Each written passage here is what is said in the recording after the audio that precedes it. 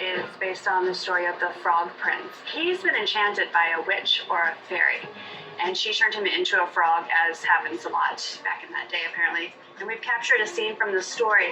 I love that you used every trick in your book Yes. To make this piece. I mean, so many different techniques. The isomalt, the modeling chocolate, the fondant. And I think it's really effective. I love how you did the ball.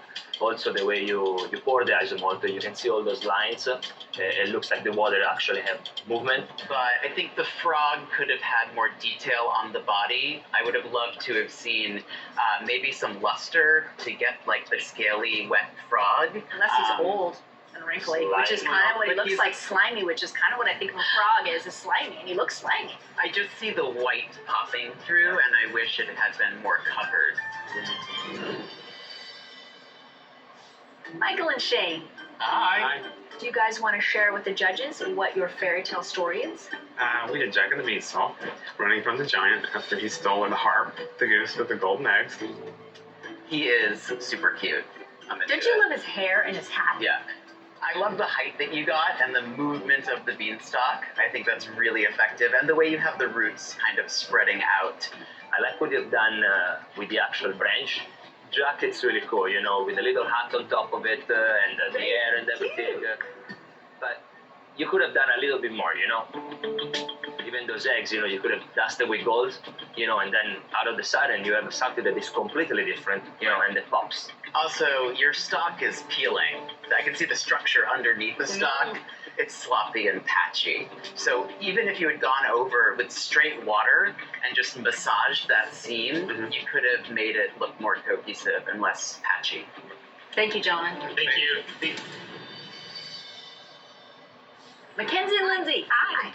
why don't you share with the judges what your fairy tale is? Our fairy tale is The Gingerbread Man. It's kind of one that we liked when we were kids. It's just 3 materials: fondant, a little bit of wire, and cereal treats.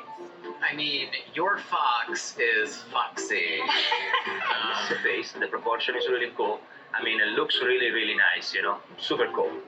But then when you get close to it, you know, there are a few issues. The water underneath, you could have done some marbling to it, so combining white and blue and different shades, just to get more movements.